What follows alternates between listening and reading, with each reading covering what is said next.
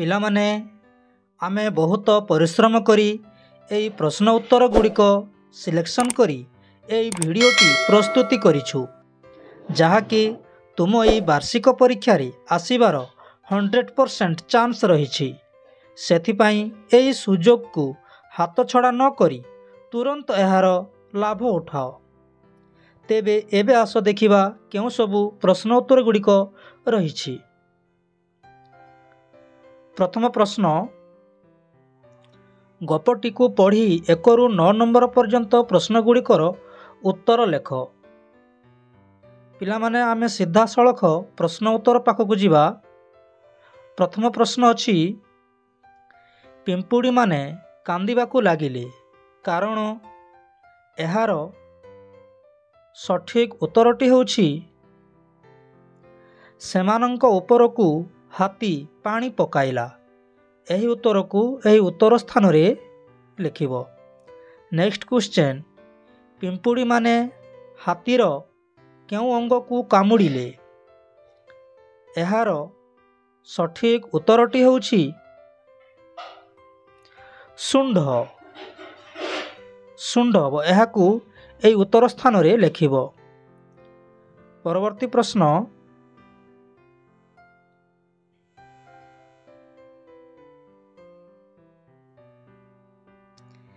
ଏହି ଗପଟିର ନାମ କ'ଣ ଦେବା?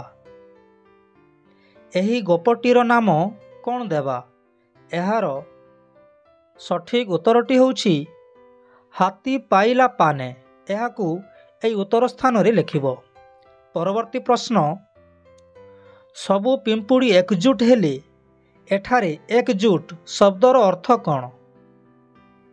ଏହାର ସଠିକ୍ ଉତ୍ତରଟି ହେଉଛି ଏକାଠି।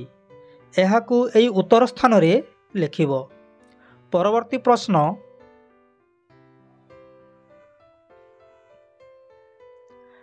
ହାତୀ ଶୁଣ୍ଢରେ ପାଣି ଆଣି ପିମ୍ପୁଡ଼ିମାନଙ୍କ ଉପରକୁ ପକାଇଲା। ଏଥିରୁ ହାତୀର କେଉଁ ଗୁଣ ବିଷୟରେ ଜଣାପଡ଼ୁଛି? ଏହାର ସଠିକ୍ ଉତ୍ତରଟି ହେଉଛି ନିଷ୍ଠୁର। ଏହାକୁ ଏହି ଉତ୍ତର ସ୍ଥାନରେ ଲେଖିବ। ପରବର୍ତ୍ତୀ ପ୍ରଶ୍ନ, ଗପ ଅନୁସାରେ ପାନେ ଦେବାର ଅର୍ଥ କ'ଣ? ଏହାର ସଠିକ୍ ଉତ୍ତରଟି ହେଉଛି ଉଚିତ ଶିକ୍ଷା ଦେବା। ଏହାକୁ ଏହି ଉତ୍ତର ସ୍ଥାନରେ ଲେଖିବ। ପରବର୍ତ୍ତୀ ପ୍ରଶ୍ନ, ହାତୀଟି ନିଜ ଭୁଲ ବୁଝିପାରିଲା କାରଣ ଏହାର ସଠିକ୍ ଉତ୍ତରଟି ହେଉଛି ସେ ନିଜେ ପିମ୍ପୁଡ଼ିମାନଙ୍କ ଦ୍ୱାରା ଶିକ୍ଷା ପାଇଲା। କ ନମ୍ବର। ଏହାକୁ ଏହି ଉତ୍ତର ସ୍ଥାନରେ ଲେଖିବ। ପରବର୍ତ୍ତୀ ପ୍ରଶ୍ନ, ଏହି ଗପରୁ ଆମେ ଶିଖିଲେ ଯେ ଏହାର ସଠିକ୍ ଉତ୍ତରଟି ହେବ, ଏଠାରେ ଏହାର ଦୁଇଟି ଉତ୍ତର ଅଛି, କ ଏବଂ ଗ। ଦୁଇଟି ଶିକ୍ଷା ଆମେ ଏଇଠୁ ପାଇଲେ, କ ଏବଂ ଗ। ଏହାକୁ ଏହି ଉତ୍ତର ସ୍ଥାନରେ ଲେଖିବ। ପରବର୍ତ୍ତୀ ପ୍ରଶ୍ନ,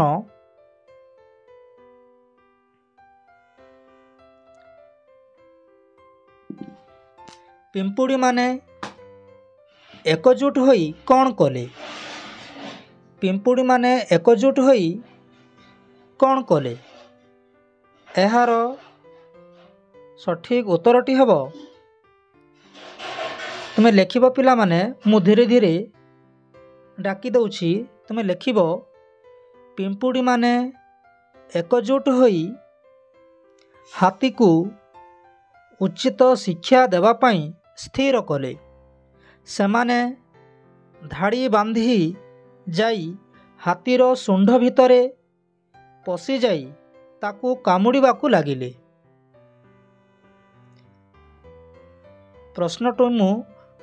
ଉତ୍ତରଟି ମୁଁ ଆଉ ଥରେ କହିଦେଉଛି, ଲେଖିବ ପିଲାମାନେ, ପିମ୍ପୁଡ଼ିମାନେ ଏକଜୁଟ ହୋଇ ହାତୀକୁ ଉଚିତ ଶିକ୍ଷା ଦେବା ପାଇଁ ସ୍ଥିର କଲେ। ସେମାନେ ଧାଡ଼ି ବାନ୍ଧି ଯାଇ ହାତୀର ଶୁଣ୍ଢ ଭିତରେ ପଶିଯାଇ ତାକୁ କାମୁଡ଼ିବାକୁ ଲାଗିଲେ। तापरे जिबा आमे परवर्ती प्रश्न को। पदटी को पढ़ी 10 रु 15 नंबर पर्यंत प्रश्नर उत्तर दियो। पिला माने आमे सीधा सड़क प्रश्न उत्तर पाखक जिबा। प्रथम प्रश्न अछि दांड को पानी सुओ केउठारु आसिला। एहार सठिक उत्तरटी होछि पिला माने मु डाकी दउछि लेखिबो दांड को पानी सुओ बरसा पानी रु आसिला किंबा तुमे लेखिबो वर्षा हेबारु दांडरे पानी सुओ चलिला। आउ थरे कहि दउछि पिला माने लेखिबो दांड को पानी सुओ बरसा पानी रु आसिला बा वर्षा हेबारु दांडरे पानी सुओ चलिला। परवर्ती प्रश्न कुनी पुओ काहींकी नाचिला। एहार उत्तर रे लेखिबो पिला माने मु डाकी दउछि लेखिबो दांडरे पानी सुओ चलिथिला। एठी लेखिबो सेथिरे कागज डंगा भासी जाउथिला ताहाकू देखि कुनी पुओ नाचिला। पिला माने मु आउ थरे कहि दउछि लेखिबो दांडरे पानी सुओ चलिथिला सेथिरे कागज डंगा भासी जाउथिला ताहाकू देखि कुनी पुओ नाचिला। परवर्ती प्रश्न बरसा को गद्ୟରେ कौन कहवा लेख। एहार सठिक उत्तरटी हेबो वर्षा। वर्षा। परवर्ती प्रश्न डंगार समान अर्थ बुझाउथिबा आउ गोटे शब्द लेख। एहार सठिक उत्तरटी अछि नाब। नाब किंबा तुमे लेखिबो अन्यटी आहुरी अनेक शब्द अछि पिला माने लेखिबो ना लेखिले भी हेबो ना ना लेखिले भी हेबो नौका लेखिले भी हेबो। परवर्ती प्रश्न पुओ पूर्वरु कुनी लागी कुनी पुओ होइछि सही भली पुओ पूर्वरु आउ एक नया शब्द लगाई लेख। एहार सठिक उत्तरटी हेबो सुना पुओ। तुमे लेखिबो पिला माने सुना पुओ।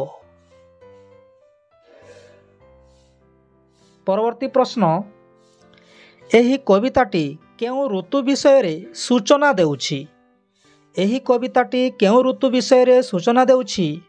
एहार सठिक उत्तरटी हेला वर्षा ऋतु। एठी लेखिबो वर्षा ऋतु।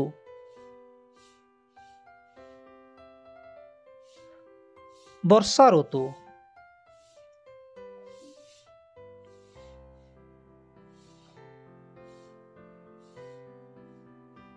परवर्ती प्रश्न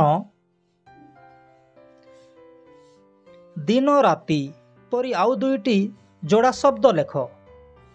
एहार उत्तर रे तुमे लेखिबो सुख दुख। एठी लेखिबो सुख दुख एवं आउ गोटे लेखिबो लाभ क्षति। एठी लेखिबो लाभ क्षति। परवर्ती प्रश्न को जिबा तले दिया जाइथिबा शब्द गुड़ी को सजाड़ी वाक्य रे लेख। शब्द को सजाई गोटे वाक्य लेख। यार उत्तर तुमे लेखिबो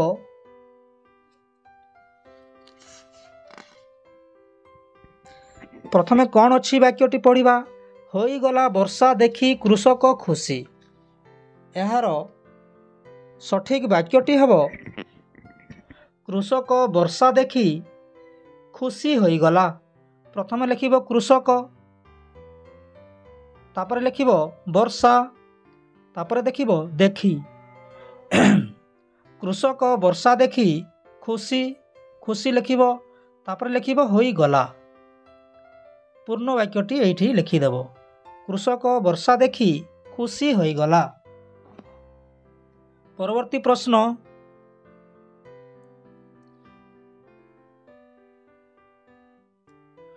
ଉପଯୁକ୍ତ ବିରାମ ଚିହ୍ନ ଦେଇ ବାକ୍ୟଟିକୁ ଆଉ ଥରେ ଲେଖ। ତଳ ବାକ୍ୟରେ ବିରାମ ଚିହ୍ନ ଦିଆଯାଇ ନାହିଁ, ସେହି ବାକ୍ୟରେ ଆମେ ଉପଯୁକ୍ତ ବିରାମ ଚିହ୍ନ ଦେବା ଏବଂ ଆଉ ଥରେ ଲେଖିବା। ଏହି ବାକ୍ୟଟିକୁ ସମ୍ପୂର୍ଣ୍ଣ ରୂପେ ଏଇଠି ଲେଖିଦେବା। ତାପରେ କ'ଣ କରିବା, ବିରାମ ଚିହ୍ନ ଦେବା। କେଉଁଠି କେଉଁ ଚିହ୍ନ ରହିବ ଦେବା। ମୁଁ କହିଦେଉଛି, କେଉଁ ସମୟରେ ତାରକାମାନେ ଆକାଶରେ ଦେଖାଯାଆନ୍ତି। ବିରାମ ଚିହ୍ନ କେବଳ ଶେଷରେ ଦେବ ପିଲାମାନେ, ଗୋଟିଏ ପ୍ରଶ୍ନବାଚକ ଚିହ୍ନ। ତାପରେ ଠିକ୍ ହେଇଗଲା। ପରବର୍ତ୍ତୀ ପ୍ରଶ୍ନ,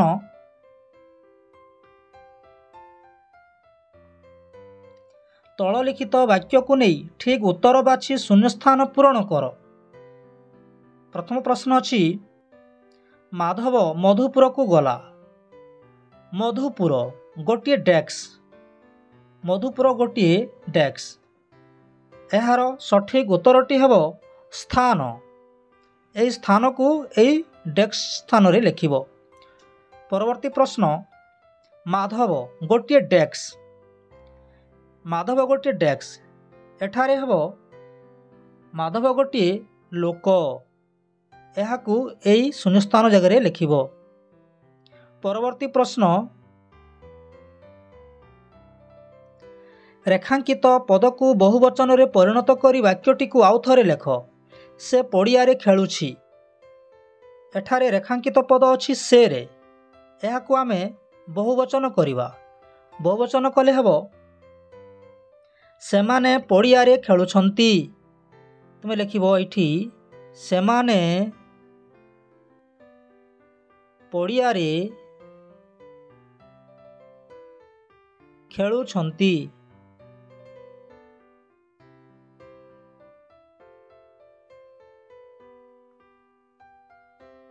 ଖେଳୁଛନ୍ତି।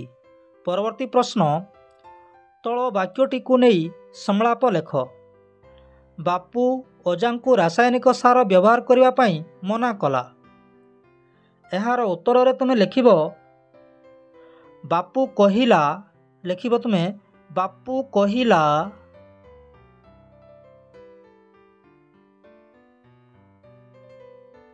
ବାପୁ କହିଲା ଅଜା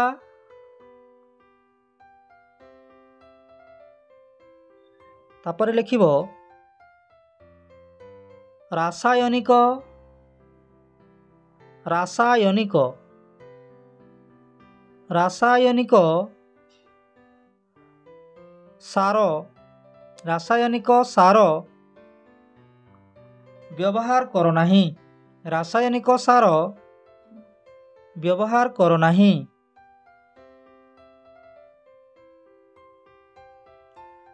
ବ୍ୟବହାର କର ନାହିଁ। ପରବର୍ତ୍ତୀ ପ୍ରଶ୍ନ, ତଳ ଶବ୍ଦକୁ ଲଗାଇ ବାକ୍ୟ ଗଠନ କର। ପ୍ରଥମରେ ଅଛି ନିରାପଦ। ନିରାପଦ ଶବ୍ଦକୁ ଲଗାଇ ଗୋଟିଏ ବାକ୍ୟ ଗଠନ କରିବ। ତୁମେ ଲେଖିବ, ଶିଶୁଟି ଶିଶୁଟି ନିରାପଦ ସ୍ଥାନରେ ନିରାପଦ ସ୍ଥାନରେ ନିରାପଦ ସ୍ଥାନରେ ଖେଳୁଛି।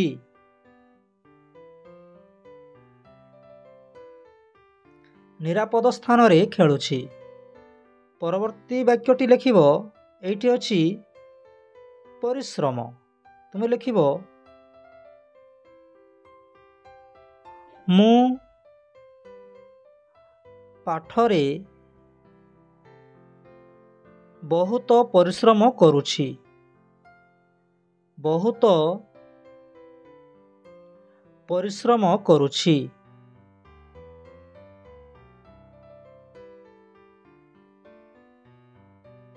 ପରବର୍ତ୍ତୀ ପ୍ରଶ୍ନ, ତୁମ ବିଦ୍ୟାଳୟରେ ସ୍ୱାଧୀନତା ଦିବସ କିପରି ପାଳନ ହୁଏ ବର୍ଣ୍ଣନା କରି 4ଟି ବାକ୍ୟ ଲେଖ। ତୁମ ବିଦ୍ୟାଳୟରେ ସ୍ୱାଧୀନତା ଦିବସ କିପରି ପାଳନ ହୁଏ ବର୍ଣ୍ଣନା କରି 4ଟି ବାକ୍ୟ ଲେଖ। ପିଲାମାନେ, ମୁଁ ଡାକି ଦେଉଛି ତୁମେ ଲେଖିବ। କାଁ ଏନ୍ତା କରୁଛ?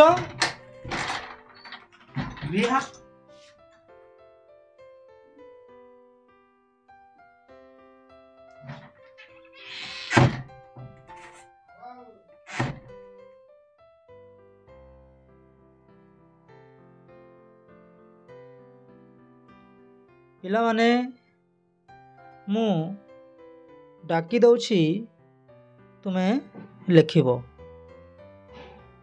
ପ୍ରଥମ ବାକ୍ୟଟି ହେଲା, ଆମ ବିଦ୍ୟାଳୟରେ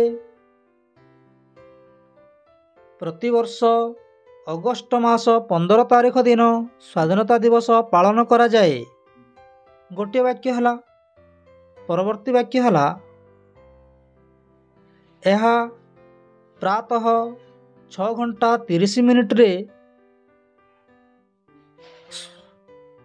ଜାତୀୟ ତ୍ରିରଙ୍ଗା ପତାକାକୁ ଉତ୍ତୋଳନ କରାଯାଏ। ଦୁଇଟି ବାକ୍ୟ ହେଲା।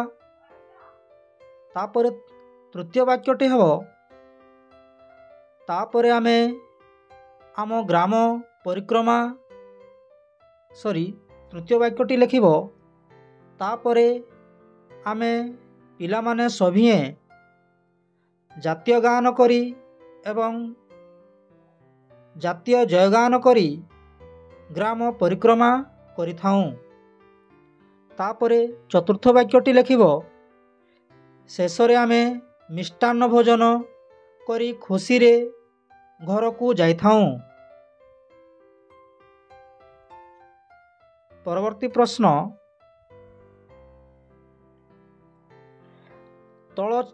ତଳେ ଦିଆଯାଇଥିବା ଚିତ୍ରକୁ ଦେଖି 4ଟି ବାକ୍ୟ ଲେଖ।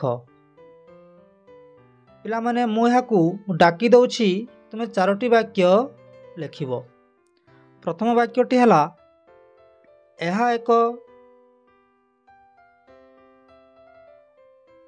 ଏକ ଛୋଟ ଗାଁର ଦୃଶ୍ୟ। ପ୍ରଥମ ବାକ୍ୟ ହେଲା। ଦ୍ୱିତୀୟ ବାକ୍ୟଟି ଲେଖିବ, ଏଠାରେ ଅନେକ ଗାଈ ଗୋରୁ ଛେଳି ମେଣ୍ଢା ଆଦି ଚାରଣ କରୁଛନ୍ତି। ତାପରେ ତୃତୀୟ ବାକ୍ୟଟି ଲେଖିବ, ଗୋଟିଏ ବରଗଛ ମୂଳରେ ଲୋକଟିଏ ବସି ରହିଛି। ତାପରେ ଚତୁର୍ଥ ବାକ୍ୟଟି ଲେଖିବ, ଅନେକ ପିଲା ଗୁଡ଼ି ଉଡ଼ାଉଛନ୍ତି। ଧନ୍ୟବାଦ।